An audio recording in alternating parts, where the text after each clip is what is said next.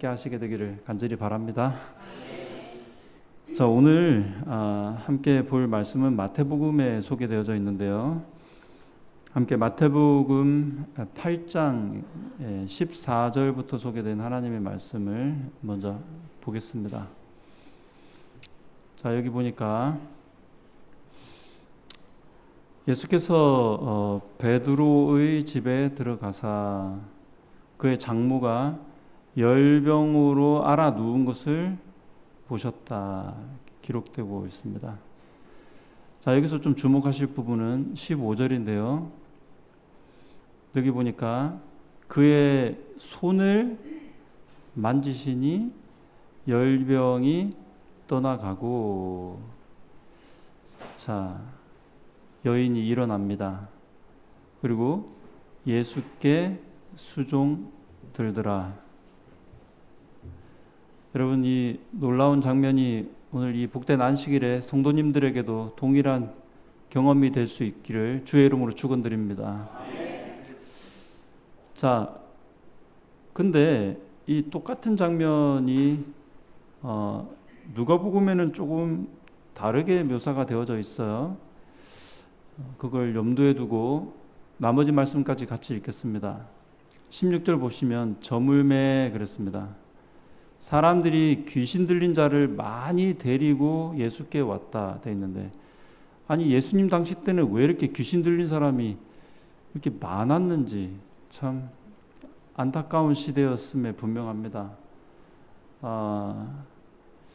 여러분, 예수님 오시기 직전에 이 세상 사람들도 이 귀신 들린 자가 많아질 가능성이 아주 커요. 여러분, 이 사단에게 사로잡혀가는 이 세대를 우리 하나님께서 긍휼히 여기시고 손을 내밀고 계십니다. 이 귀한 주님의 사업에 저도 여러분들도 다 함께 동력하는 은혜를 누리시게 되기를 바랍니다. 자, 이 귀신 들린 자들이 예수께 왔어요. 그랬더니 예수께서 말씀으로 귀신들을 쫓아내셨다. 그리고 병든 자들을 다 고치셨다. 여러분, 이 놀라운 기적도 주께서 이 교회를 통해서 이루어 가실 줄로 믿고 소원하시게 되기를 간절히 바랍니다. 자, 그런데 마태복음에 이 모든 기적이 17절의 성취라고 이야기를 하고 있으니 이건 너무 중요한 이야기예요. 같이 읽겠습니다. 이는 선지자 이사야를 통하여 하신 말씀에 우리의 연약한 것을 친히 담당하시고 병을 짊어지셨도다 함을 이루려 하심이더라. 자, 선지자 이사야의 글은 구약과 신약 중에 어디에 있는 말씀이에요? 구약 성경에 있는 말씀입니다. 예수님 오시기 전 약 500~600년 전에 기록된 구약의 말씀이에요. 근데 이 구약 성경에 특히 이사야서 53장에 본문의 말씀이 기록되어져 있어요. 우리의 연약한 것을 친히 담당하시고 병을 짊어지셨도다 그랬어요. 이게 누가 담당하고 누가 짊어진다는 이야기입니까? 여기 봅니까? 하나님이 보내시는 종이 있는데 그 종이 메시아의 일을 하기 위하여 이 땅에 보내심을 받게 될 텐데, 메시아가 이 땅에 와서 하는 일이 뭐냐면 우리 죄인들의 연약한 것, 여기 연약하다고 되어 있는데 사실은 다른 번역에 보면 병들 이렇게 되어 있습니다. 그 병을 직접 뭐 해주시고 담당하시겠다고 되어 있는데, 이 담당하다라고 되어 있는 단어가 사실은 용서하다라는 단어랑 같은 단어예요. 그리고 병을 짊어지셨도다. 야, 하나님이 보내시는 종 메시아가 이 일을 하게 될 거라고 500~600년 전 기록된 이사야서에 기록이 되어져 있었는데, 이 이사야 53장이 성취가 되었다라고 마태가 기록하고 있는 것입니다. 어떻게 성취되어졌어요? 여기 보니까 우리가 읽은 것처럼 예수님께서 베드로의 집에 들어가 그 장모가 뭐를 앓고 있었습니까? 열병. 자, 이 연약함이라고 되어져 있는 이사야서의 말씀이랑 같은 단어입니다. 같은 열병인데 이 열병이 앓고 누워 있는 것을 보시고 그 다음에 뭐 해주시고 손을 만졌어요. 손을 만졌는데 누구의 손을 만진 겁니까? 장모님의 손을 만진 거죠? 근데 뭐로 만졌을까요? 예수님의 신체 부위 중에 뭐로 손을 만졌을까요? 손으로 만졌겠죠. 뭐 발로 만졌겠어요? 손이 나갔겠죠. 손이 나가가지고 손을 만졌더니 열병이 뭐 했대요? 떠나갔다 이렇게 기록하고 있습니다. 그리고 여인이 일어났어요. 제 생각에는 예수님께서 손을 만진 다음에 떼고 여자 혼자 일어났다기보다는 손을 만진 상태에서 일으켜 세우지 않으셨을까 이런 생각이 듭니다. 그랬더니 알아 누워있던 이 여인이 일어나서 이제는 뭐 할 수 있는 마음이 생겼느냐면 예수님께 수종, 수종 들었다는 말의 원래 뜻은 뭐냐면 밥상을 차리다 그런 단어입니다. 그러니까 제가 식사 대접해 드릴게요 하고 수종 드는 장면이 나오게 됩니다. 오늘 점심에도 맛있는 콩국수인가요? 네. 그 밥상을 차리신 우리 집사님들의 노고에 하나님이 복 주시게 되기를 간절히 바라고요. 그러니까 저분들은 원래 알아 누워 있어야 될 여자들이었는데 벌떡 일어나서 예수와 예수의 종들, 교회 봉사자들을 위해서 밥상을 차리게 되었으니 이게 얼마나 기적 같은 일입니까? 그냥 당연히 주는 밥이라고 생각하지 마시고 주님의 은혜로 드시게 되기를 간절히 바랍니다. 그리고 오늘 봉다리 맛있는 고추가 아마 성도님들 손에 들리게 될 거예요. 분배 다 해 두셨습니까? 네, 그게 미소고추인데 시중에서는 안 파는 고추예요. 미인고추? 미소고추가 아니고? 저는 그거 먹으면서 웃게 돼서 미소고추인 줄 알았네. 왜 미인이에요? 먹으면 예뻐진답니다. 하여튼 그런 미인고추가 준비가 되어졌는데 이거 우리 사모랑 전도사님이 기도원에 가서 기도했는데 기도하고 거기 계신 분들을 위해서 수종을 들었어요. 밥상을 차리는 일을 했는데 거기 계신 분들이 우리 사모님 왔다 가셨는데 성도들 너무 고맙다고 바리바리 싸주셨습니다. 그래서 그거 막단 미인 고추, 시중에서 못 먹는 고추입니다. 그거 저희가 수종 들겠습니다. 그래서 그거 꼭 좀 챙겨가시고 맛있게 드시고 이거 참 예수님께서 우리에게 이렇게 또 우리를 섬겨주시는구나 하는 감사의 제목들이 되셨으면 좋겠습니다. 자, 이 마태복음 8장에 나와 있는 이 장면은 제가 예수님을 영접하고 제가 처음부터 이 말씀을 깨달았으면 얼마나 좋았을까요? 근데 제가 한참 목회를 하다가 성령께서 이 성경 말씀의 깊은 뜻을 조금씩 밝히 이해시켜 주시면서 뒤늦게 깨달았어요.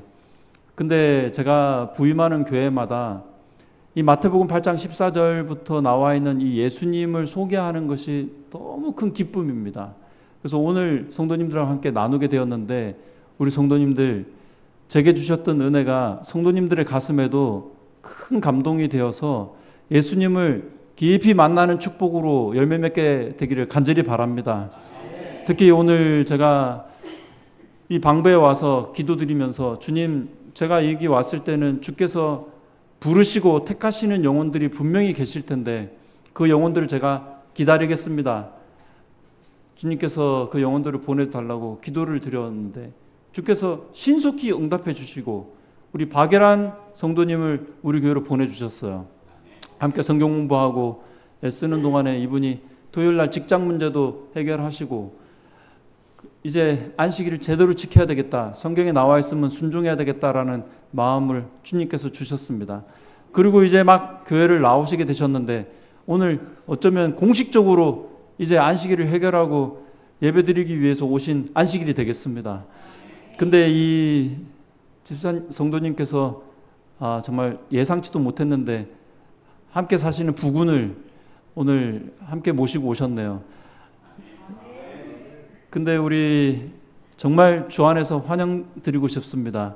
주님이 기뻐 달려나와 영접해 주실 줄로 믿으시고 오늘 우리의 환영을 받으시게 되기를 바라고, 우리 이 교회에 오신 부부 두 분을 주의 이름으로 환영해 주시게 되기를 바랍니다. 우리 성도님들 다 같이 환영합니다. 환영합니다. 아니 근데 예배 시간이 11시인데 오셔야 되는데 안 오셔가지고 또 막 저 혼자서 막 심장이 두근두근 해가지고 온다는 분들이 왜 안 오는 거야? 예배는 시작됐는데 근데 딱 말씀 시작할 때 딱 들어오셨는데 막 눈물이 날라 그러네. 근데 우리 남편분 모시고 오시느라고 애를 먹으셨군요. 네, 주님께서 우리 부부의 신방을 크게 축복해 주실 줄로 믿고 환영하는 마음을 금할 길이 없습니다. 근데 사실 제 마음 가운데 이제 막 교회를 처음 나오시고 예배를 이제 막 드리시게 되는 이 가정을 위해서 제가 얼마나 기도를 했겠어요. 하나님, 이분들을 위한 말씀을 제게 주십시오. 그리고 우리 성도들에게도 적합한 말씀을 달라고 기도를 드렸는데 참 기도가 오래 지속되었어요. 그래서 거의 창세기부터 계시록까지 거의 다 뒤졌다니까요. 이분들이 첫 안식일을 지키러 오시는데 우리 성도님들과 함께 어떤 말씀을 주님께서 주시기를 원하시는지 알려달라고.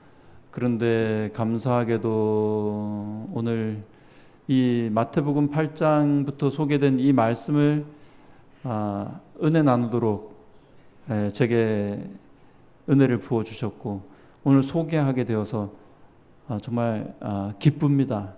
제가 이렇게 너무 아끼고 감사하게 받았던 이 귀한 말씀 우리 성도님들께 이제 낱낱이 소개해 올릴 때 성령께서 큰 은혜 주시게 되기를 간절히 바랍니다.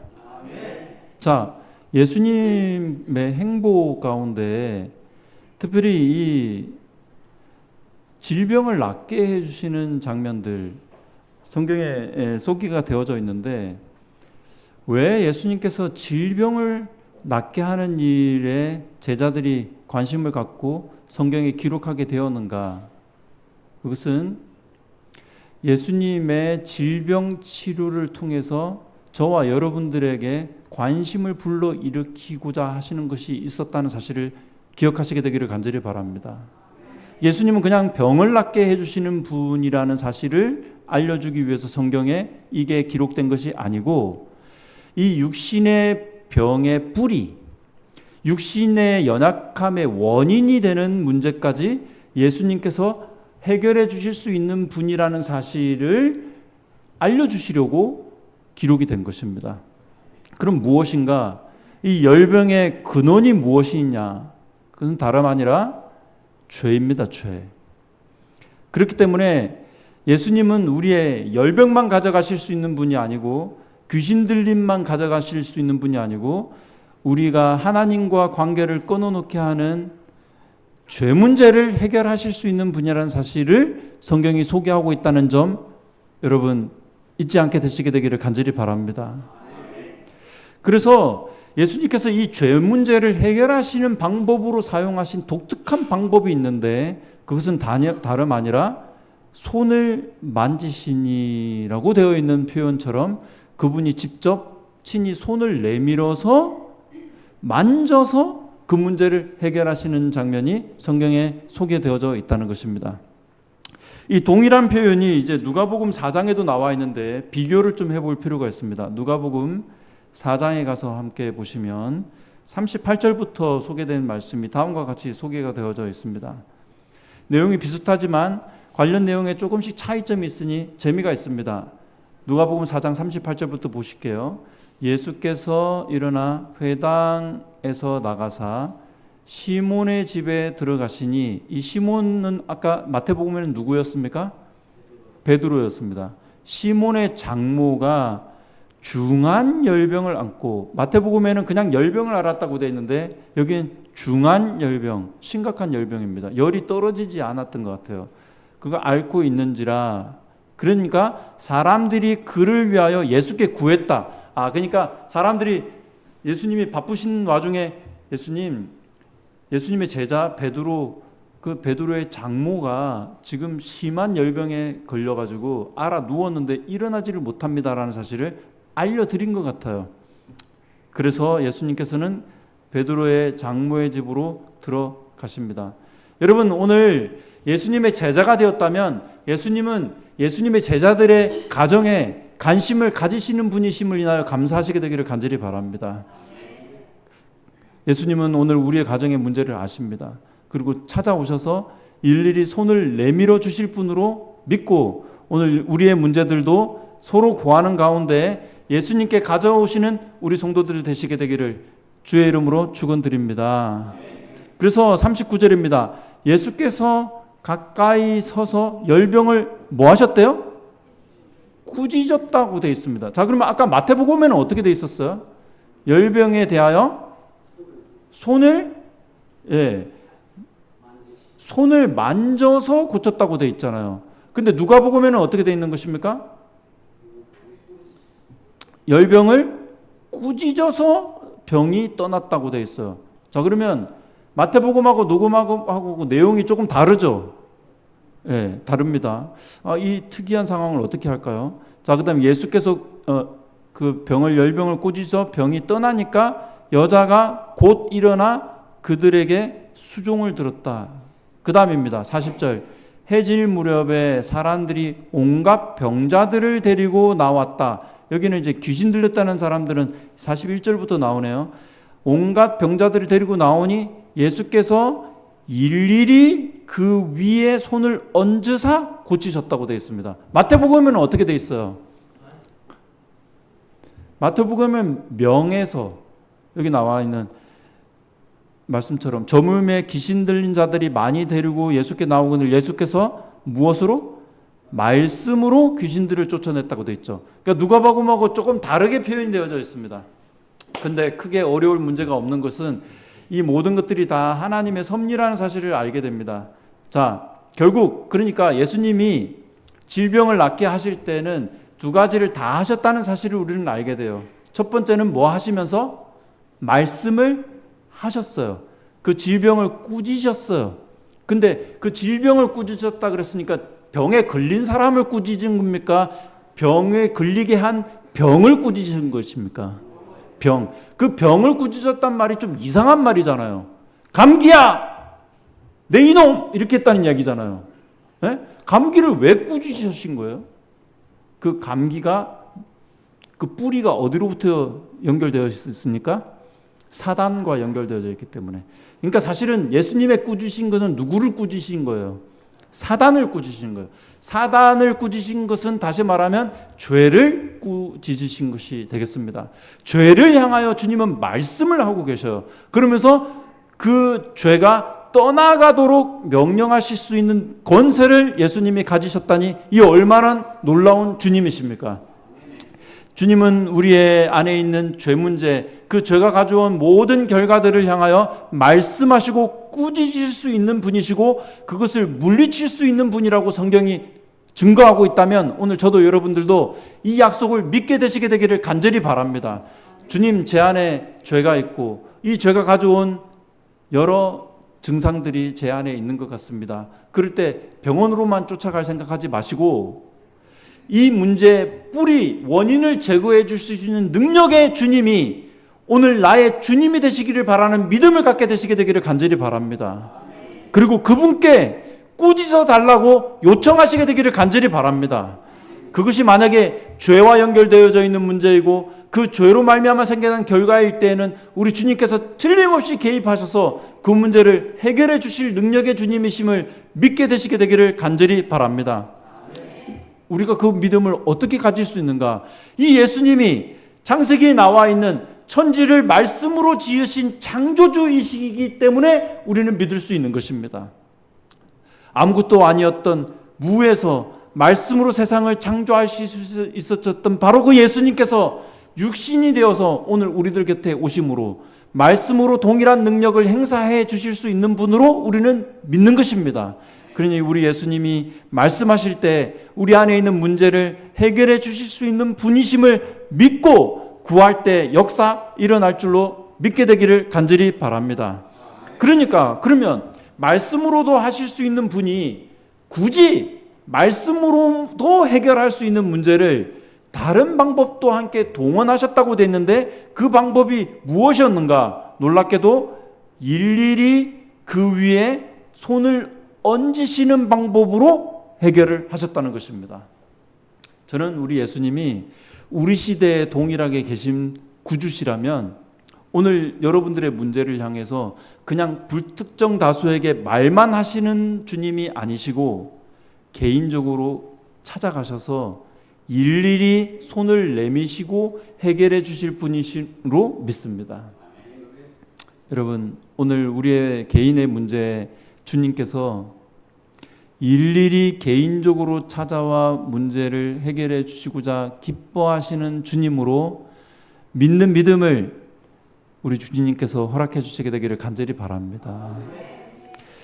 우리 주님은 그러니까 여기 이 자리에 오셔가지고 자 여기 아프신 분 손 들어보세요. 그런 다음에 어디 자 그분들 제가 말씀으로 다 한 방에 해결해 드릴 테니까 다 나을지어다 그렇게 하고 옆 교회로 옮겨가실 분이 아니시고 사랑하는 딸아 어디가 안 좋냐 개인적으로 물어보시고 동정하시고 염려하시는 가운데 그 문제에 직접 일일이 개인적으로 손을 얹어서 그 병에 관심을 가지시고 그것을 친히 손을 얹으시고자 하시는 주님으로 우리들 곁에 계신다. 얼마나 감사합니까? 그러니까 우리 주님은 이 자리에 잠깐 왔다가 잠깐 말하고 휙 떠날 분이 아니시고 우리들 개인을 일일이 만지시고 가셔야 마음이 편안하신 구주시라는 사실이 얼마나 감사합니까? 그러니까 우리 가운데 아무도 주님은 그냥 지나가실 분이 없이 일일이 만나고 손을 얹어주실 분으로 우리들 곁에 오신 구주라는 사실이 믿어질 때 여러분 이 시간은 그냥 목사님이 불특정 다수에게 설교하신다고 생각하지 마시고 이 말씀 하나하나를 개인적으로 받는 믿음을 누리시게 되기를 간절히 바랍니다. 자, 이게 정말 이제 중요한 말씀이 되는데 그러면 왜 만지셨는가예요? 왜 만지셨는가? 왜 손을 대셨는가? 왜 일일이 만지셨는가? 이거에 대한 답이 다름 아니라 마태복음 8장 17절에는 이것은 말씀에 대한 성취였다라고 말씀하고 있다는 것입니다. 이게 왜 성취가 될까요? 다시 한번 이 말씀을 돌아봅시다. 선지자 이사야의 글에 뭐라고 되어 있는가? 우리의 연약한 것을 친히 뭐 하시고? 담당하시고 병을 짊어지셨다다 함을 이루려고 만지셨다는 것입니다. 자, 그러면 마태복음부터 시작해서 누가복음도 다 뭐라고 되어 있느냐면 손을 만지니까 열병이 뭐 했다고만 기록되어져 있어요? 떠나갔다고 기록되어져 있는데 그게 떠나간 게 아니고 옮겨졌다가 맞다라고 소개하고 있다는 것입니다. 자, 다시 떠나간 거예요? 옮겨진 거예요? 왜 옮겨진 거예요? 선지자 이사야의 글의 말씀의 성취였다라고 말하고 있다는 것입니다. 어떻게 성취되어졌는가? 우리의 연약한 것을 친히 뭐 하셨다? 담당, 짊어지셨다. 이 말은 뭐냐면 손을 대시는 순간 그게 떠난 게 아니고 자기에게로 옮겨진 것입니다. 왜 옮겨졌는가? 왜 예수님께 옮겨졌는가? 여러분 이것이 복음입니다. 예수님은 그냥 말씀하시고 손을 대서 우리의 문제가 휙하고 어디로 사라지게 하러 오신 분이 아니고 가져가기 위해서 오신 분이라는 것입니다. 그러면 그 많은 병자들에게 손을 옮기셨는데 그게 다 어디로 옮겨졌다는 거예요? 예수님한테로 옮겨졌다는 거예요. 그 옮겨진 모든 죄와 질고와 아픔과 슬픔과 귀신 들림 관계가 끊어져서 괴로웠던 사람들, 나병 환자들은 가족을 영원히 볼 수 없었던 가족과의 생이별, 중풍병자들은 온몸이 마비돼 가지고 아무것도 할 수 없었던 그 무능력, 귀신 들린 사람들은 정신이 헷가닥해 가지고 자기가 무슨 생각을 하고 살아가는지도 모르는 그 엉망진창이 된 그 모든 삶을 예수님은 그냥 없애기 위해서 오신 분이 아니고 자기의 것으로 삼고 자기에게 옮겨 가져가서 그 모든 죄를 십자가에 못 박아 예수님이 십자가에서 그 모든 죄로 말미암아 돌아가시기 위하여 가실 목적으로 우리에게 손을 대셨다는 것입니다. 그냥 없어지는 게 아니에요. 기도받고 내 죄가 그냥 사라지는 것만 바라는 사람들은 예수님하고 가까워질 수가 없어요. 예수님이 원하시는 건 뭐냐면 내가 너의 모든 죄를 대신 가져가서 너 대신 십자가에 못 박혀 죽어도 좋다. 이 말을 뒤집어 말하면 나는 너의 모든 문제와 질고를 가져가서 대신 내가 죽으면 죽었지 너 죽는 꼴은 못 보겠다라는 말씀입니다. 너는 살아라. 대신 내가 죽을 테니까. 그러려고 손을 대러 다니셨다는 것입니다. 2000년이 지났지만 동일한 방식으로 주님은 우리의 죄 문제를 해결하고 계셔요.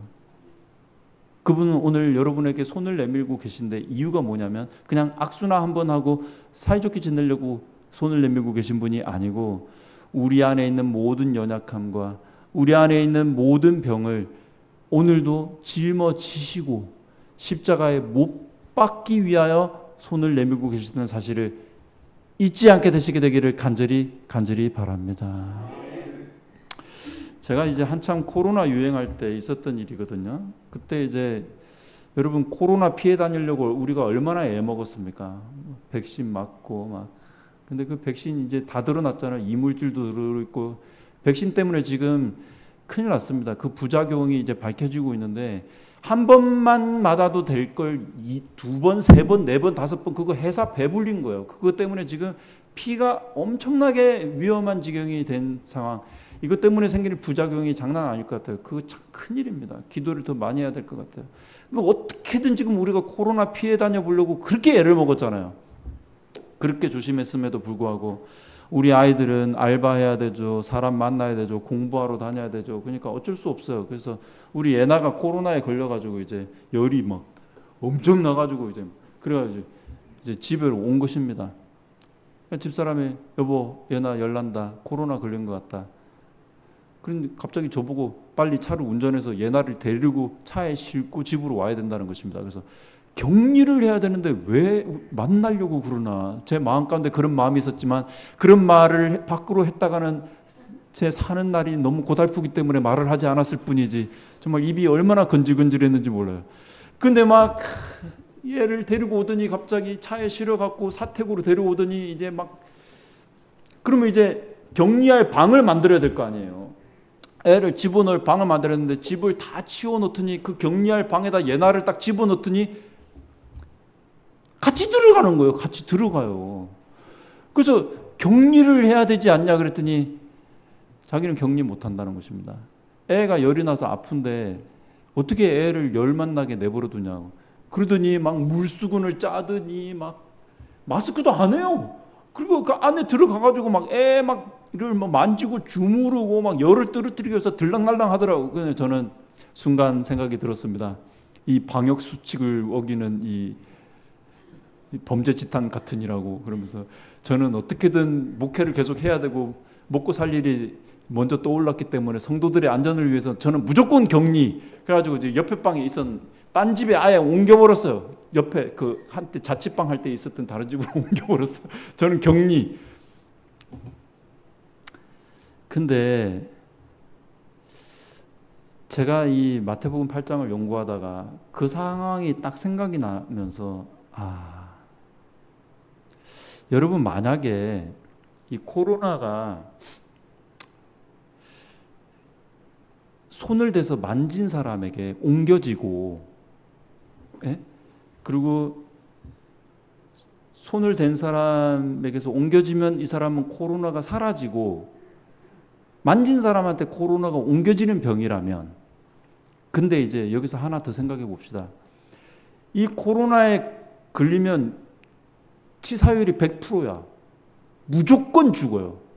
그런데 그 무조건 죽는 코로나에 걸린 사람에게 손을 대면 그 사람은 무조건 살게 되고 내가 대신 죽게 돼. 예? 그런 조건이라면 이현주 사모가 예나 방에 그래도 들어갔을까요? 들어간다, 안 들어간다? 역시 엄마들은 대답이 엄청 빨라요. 남자들은 대답 안 합니다. 그게 우리 남자들의 한계예요. 박성도님, 들어간다, 안 들어간다? 왜 이렇게 대답을 빨리 하세요? 아빠는 들어간다, 안 들어간다? 한참 있잖아요. 우리 남자들은 그래요. 생각이 복잡해져요. 근데 예수님은 남자인데 여잔데, 남자인데 왜 이렇게 대답이 빠른지 다시 말씀드리면, 만약에 만져서 내가 죽고 상대방 산다면 그래도 상관없을 때 그 관계는 그냥 그러고 그런 관계가 아니죠. 목숨과 바꾸고 싶은 관계인 거잖아요.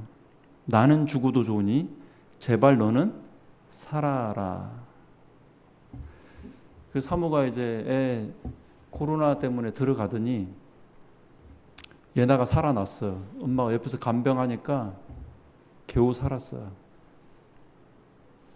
근데 사모가 아픈 거예요, 이제. 그럼 저는 거기 간다, 안 간다? 안 가요. 왜? 나는 걸리면 큰일 날 사람이잖아요. 저는 소중하잖아요. 예? 성도들이 얼마나 저를 아낍니까? 그러니까 저는 엄청 소중해요. 저는 손 못 대요. 그러니까 좀 아프다가 낫겠지 이 믿음이 있으니까 그냥 안 갔죠. 근데 만약에 내가 만지지 않으면 얘는 100% 죽어. 근데 내가 만져서 이게 내 몸으로 옮겨지고 얘는 살 수 있다. 그러면 만진다, 안 만진다? 그래도 만져요? 집사님 만져요? 신랑 어떡하고? 알아 잘 살겠죠, 그렇죠? 제가 갑자기 하늘이 열리면서 예수님이 그냥 돌아다니신 게 아니에요. 죄로 말미암아 부정하게 된 이 죄인은 그냥 아프다 죽는 게 아니고 죄로 말미암아 영원한 사망을 당할 상황이었어요. 그런데 하나님의 구속의 경륜대로라면 예수님이 이 땅에 와가지고 우리의 병을 만지면 만진 사람은 100% 살고 만진 사람은 100% 죽어야 돼. 그런데도 오신 거예요. 그러려고 오신 거예요. 뭐하러 오셨다고요? 죽으러 오신 거예요.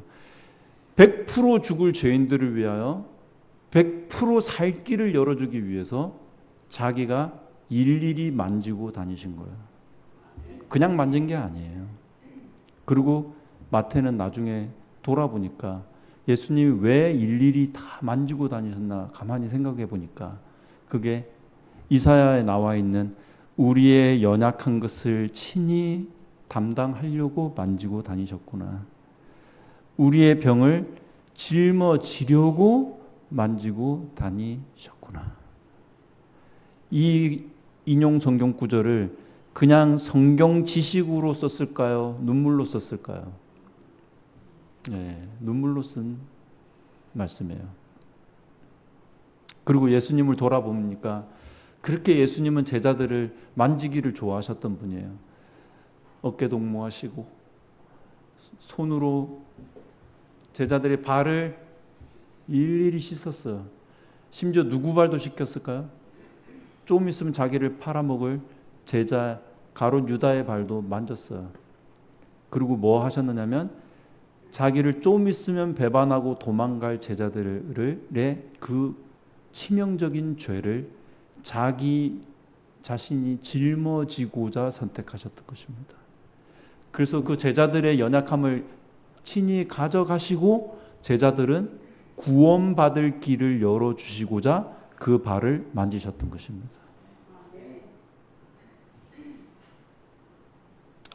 오늘도 하나님의 말씀은 그분의 손이 되어서 오늘 저와 여러분들을 만지러 다니고 계십니다. 이 말씀이 우리의 가슴을 만지면 우리의 가슴에서는 주님께로 우리의 연약함이 다 뽑혀서 나가고 주님은 오늘도 저 갈바리로 가시는 것입니다. 예수님의 십자가는 2000년 전에 끝난 사건이 아니고 오늘도 유효해요. 그분은 하늘 지성소에서 팔자좋게 하늘에 계신 게 아니고 오늘 우리의 죄를 가져가고 계신 중인 것입니다. 그분이 오늘도 우리를 향하여 손을 내밀고 계십니다. 이 말씀, 이 손 내미시는 예수님의 손길이 닿는 곳에 부디 우리 성도님들 계시게 되기를 간절히 초청합니다. 이 말씀의 손이 닿는 곳으로 나오시게 되기를 간절히 호소드립니다. 그분의 용서의 가슴을 주님은 그 가슴을 열어 제끼고 제발 내게로 오라고 초청하고 계셔요. 그 초청에 우리 성도님들 이 안식일에 귀 기울이지 않으시겠습니까? 그리고 그분께 나오시지 않으시겠습니까? 이 놀라운 초청을 우리 성도님 모두가 누리시게 되기를 주의 이름으로 간절히 축원드립니다. 옆에 있는 성도님께 예수님의 손 꼭 붙잡는 안식일 되세요. 이렇게 축복 인사 좀 하시겠습니다. 시작. 예수님의 손 꼭 붙잡는 안식일 되십시오. 아멘. 이 예수님의 내미시는 손길을 거절치 않는 주의 백성들 되게 해주시게 되기를 주의 이름으로 축원드리고 오늘 박일환 성도님 우리 함께 오신 부군께서도 예수님의 이 말씀의 손 우리를 영원히 하나님과 갈라놓게 할 그 죄를 가져가시려고 오신 예수님의 말씀이 선포되는 이 자리에 빠지지 말고 나오셔서 그 만지시는 위로와 치료를 부디 경험하시는 성도의 길 가시게 되기를 주의 이름으로 축원드립니다. 여러분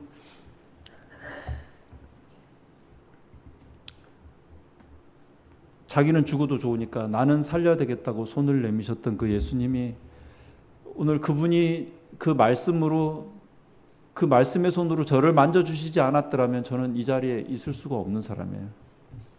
저는 단에 설 자격이 없는 죄인이에요. 근데 이런 말씀 때문에 제가 어쩔 수 없이 단에 서는 것입니다. 네가 그렇게 큰 죄인이었는데 내가 너를 만져서 내가 죽고 너는 살린 이 놀라운 이야기 나 대신 좀 해다오 하는 주님의 부탁 때문에 단에 서는 거예요. 저는 온전한 사람이 아닙니다. 저는 살수록 저는 남편으로서도 부족하고 아빠로서도 부족하고 교인으로서도 부족해요. 그런데 이런 우리들의 저 같은 죄인을 주님이 말씀의 손으로 만져주시는 덕분에 이렇게 단에 서는 것입니다. 우리 가운데 누가 당당하게 하나님 앞에 찬양하고 기도하는데 적합한 그런 자격을 갖춘 사람이 누가 있겠어요? 근데 교회는 다니는데 예수님의 만져주심의 은혜가 뭔지를 모르고 다니는 분들이 너무 많아요. 그냥 없어지려 온 거예요. 병이 떠나기만을 바라고 내 문제가 해결되기만을 바라지 예수님이 나를 만지는 게 어떤 의미인지를 모르고 다니는 사람들이 너무 많다 이 말이에요. 이제 9월 초에 우리는 홍광희 목사님, 강사 목사님 모시고 특별 주말 부흥회를 개최하려고 합니다. 그냥 지식으로 예수를 아는 사람들이 많이 있지만 예수님을 개인적으로 깊이 만난 사람 많이 없어요. 제가 알기로는 홍 목사님 같은 강사 목사님은 예수님을 진짜 개인적으로 만난 분이신 것 같아요. 그런 분들의 간증과 말씀을 들을 때 우리도 좀 도전을 받겠다 싶어서 제가 굳이 좀 오시라고 부탁을 드린 것입니다. 우리 성도님들 이번 여름 덥다만 하지 마시고 이번 한 달 동안에는 예수님이 내미시는 그 손길, 나를 만져서 본인은 죽어도 좋으니 나는 제발 살려야 되겠다고 하시는 그 예수님의 마음을 성령 안에서 꼭 깨닫는 축복을 좀 누리시다가 귀한 집회 자리에서 우리 다 거듭나고 회개하고 성령 충만함을 입는, 그래서 다시 다 같이 침례받는 그런 놀라운 역사가 일어났으면 좋겠습니다. 이 귀한 축복을 우리 주님께서 우리 모두에게 일일이 허락해 주실 것을 믿는 믿음으로 말씀을 마치겠습니다.